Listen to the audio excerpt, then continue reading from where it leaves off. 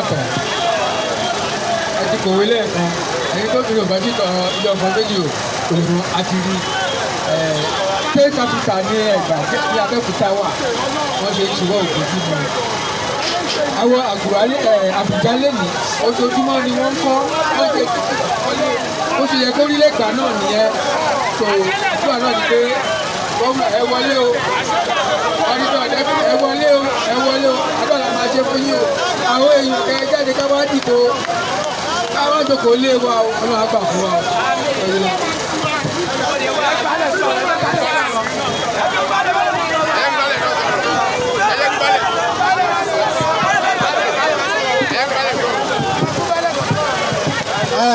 Èmi ò yẹ̀jẹ̀ máa ń sọ ìdílé ìfọ̀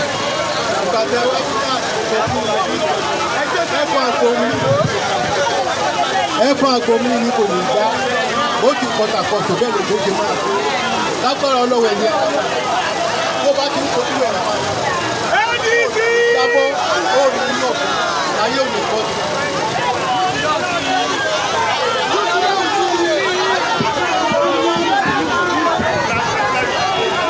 Okay, SK, well done, well done.